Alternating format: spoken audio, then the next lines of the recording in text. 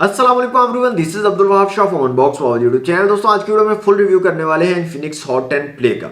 Recently launch किया Infinix ने ये डिवाइस 2 GB रैम और 32 GB इंटरनल स्टोरेज के साथ 17,000 रुपए की प्राइस में। तो आज की वीडियो में इसको फुल रिव्यू करने वाले हैं। देखेंगे कैसी डिवाइस है, कैसी परफॉर्मेंस आपको प्रोवाइड करती है, गेमिंग की कैसी परफॉर्मेंस देती है, 17,000 रुपए में ये वैल्यू फॉर मनी है या नहीं। तो इन तमाम चीज़ों पर आज की वीडियो में बात करने वाले हैं। मेक श्योर कि कंप्लीट वीडियो को जरूर वॉच कीजिएगा। चैनल पर न्यू है तो सब्सक्राइब कर लीजिएगा ताकि अपकमिंग वीडियोस की आपको नोटिफिकेशन मिलती रहे। सबसे पहले एक क्वेश्चन काफी लोग पूछ रहे हैं कि हॉट 10 प्ले के 364 और 464 वाले वेरिएंट्स आएंगे या नहीं। तो आएंगे तो जरूर, क्योंकि हॉट 9 प्ले में भी ये वेरिएंट्स आपको मिले थे, तो हॉट 10 प्ले में भी आएंगे, लेकिन ये नहीं पता कि कब तक मार्केट में आ जाएंगे। जैसे ही मार्केट में कोई इसका न्यू वेरिएंट आता है उसकी अनबॉक्सिंग हमारे चैनल पर आपको मिल जाएगी। मेक श्योर के इस चैनल को सब्सक्राइब करके बेल आइकन को दबा लें ताकि जैसे ही हम वीडियो अपलोड करें उसकी आपको नोटिफिकेशन मिल जाए और आप वीडियो को वॉच कर सकें। तो सबसे पहले दोस्तों इसकी कुछ बेसिक स्पेसिफिकेशंस की अगर बात कर लें तो एंड्रॉइड 10 आपको यहाँ पर मिल रहा है हॉट 10 प्ले में। 6.8 इंच का डिस्प्ले मिल रहा है, 720 पिक्सल वाला। रेयर में आपको डुअल कैमरा सेटअप दिया गया है 13 मेगापिक्सल का। फ्रंट कैमरा यहाँ पर 8 मेगापिक्सल का आपको मिल जाता है। 6000 mAh की बड़ी बैटरी यहाँ पर लगाई है। फास्ट चार्जिंग स्पॉट आपको नहीं मिलती, सिंपल 10 वाट की चार्जिंग है, लेकिन बैटरी काफी जबरदस्त है 6000 mAh की, जो कि काफी अच्छा आपको बैटरी बैकअप प्रोवाइड कर देगी। चिपसेट की यहाँ पर बात करें तो अकॉर्डिंग टू बॉक्स के ऊपर जो चिपसेट लिखा गया है या डिफरेंट जो वेबसाइट्स हैं बड़ी बड़ी उनके ऊपर जो चिपसेट मेंशन किया गया है वो है मीडियाटेक हीलियो G25। लेकिन जहाँ तक मैंने इसको टेस्ट आउट किया है, मैंने डिफरेंट एप्लीकेशंस के जरिए चेक किया है, मेरे मुताबिक जो इसमें चिपसेट लगाया गया है वो है मीडियाटेक हीलियो P22।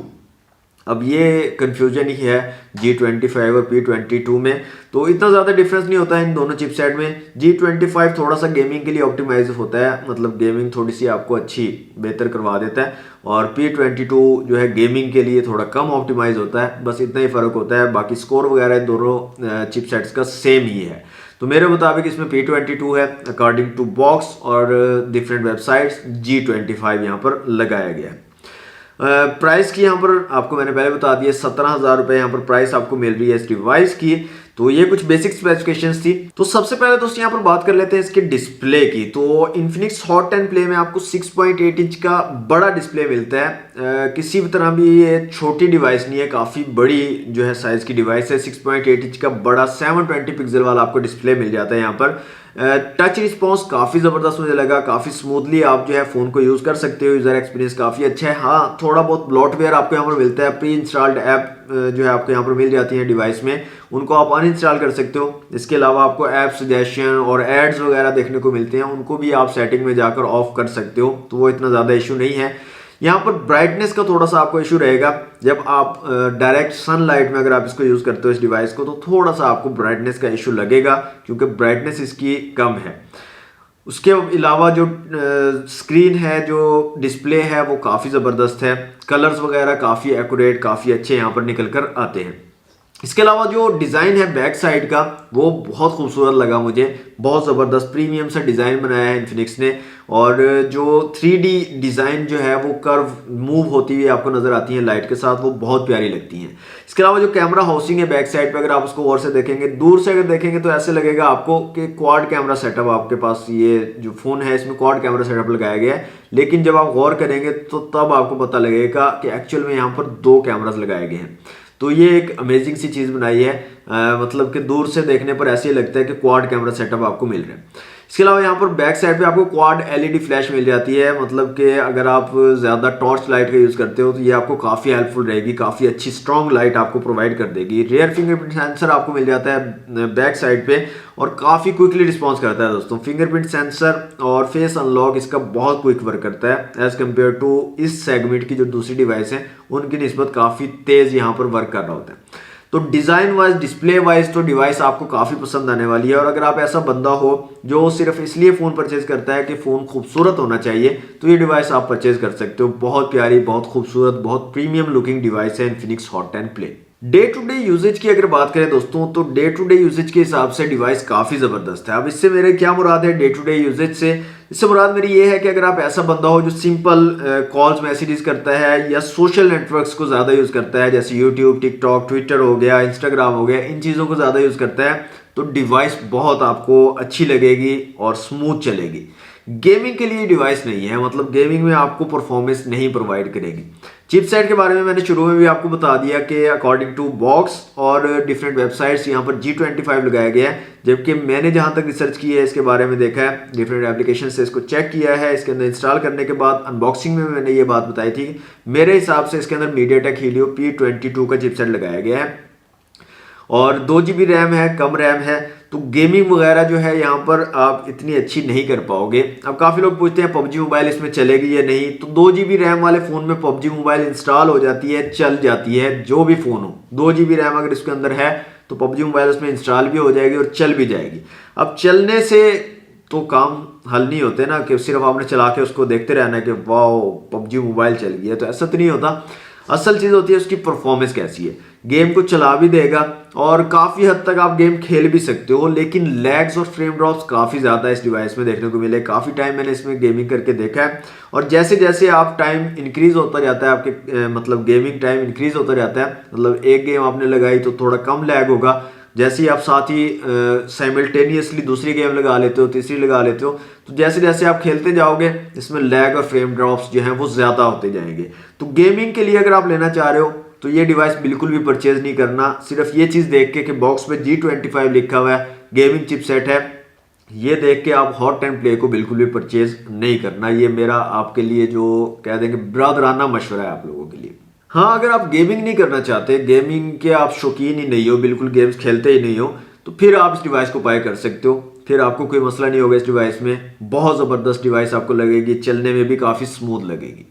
अच्छा, अब आ जाते हैं दोस्तों कैमरास की तरफ। तो रेयर में आपको 2 कैमरास दिए गए हैं, 13+ AI सेंसर, 13 मेगापिक्सल का एक सेंसर है और एक AI सेंसर दिया गया है। 2 कैमरास है रेयर में और फ्रंट कैमरा यहाँ पर आपको मिलता है 8 मेगापिक्सल का। फ्रंट कैमरा के साथ LED फ्लैश भी दी गई है, जो कि एक अच्छी चीज़ है। यहाँ पर बात करें इसके कैमरास के रिजल्ट की, इमेजेस और वीडियोस कैसी आप ले सकते हो, तो एवरेज आप उसको बोल सकते हो।